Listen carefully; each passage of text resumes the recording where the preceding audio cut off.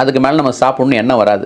அதுக்கப்புறம் இந்த கிரேவிங்ஸ் வந்து இருக்காது. நிறைய பேர்த்துக்கு சாப்பிட்டோன்னே ஒரு ஸ்வீட் சாப்பிட்ணும், இல்லை அது சாப்பிட்ணும், இது சாப்பிட்ணும், ஒரு கடலை மிட்டாய் சாப்பிட்ணும் அப்படிங்கிற எண்ணம்லாம் இருக்கும். இதெல்லாம் வந்து சுத்தமாகவே அடங்கிடும் இந்த மருந்தில். அதனால் வந்து இந்த தேவையில்லாத எக்ஸ்ட்ரா கேலரிஸ் உள்ளே போகிறத குறைக்க முடியும்.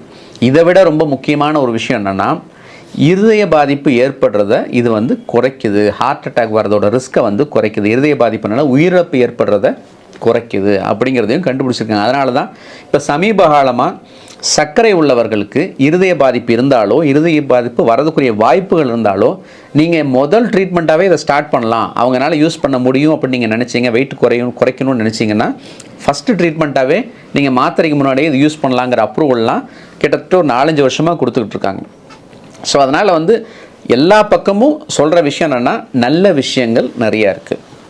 இப்போ எவ்வளோ டாக்டர் வெயிட் குறையும் அப்படின்னு கேட்டிங்கன்னா, நார்மலாக 5% 25% வரைக்கும் இதில் வந்து வெயிட் வந்து குறையுதுன்னு ஆராய்ச்சியில் சொல்லியிருக்காங்க. இப்போ போட்ட எல்லாத்துக்குமே நிச்சயமாக 5% வெயிட் லாஸ் இருக்குது. இப்போ 100 கிலோ இருக்குன்னா கண்டிப்பாக 5 கிலோ வெயிட் குறையும்.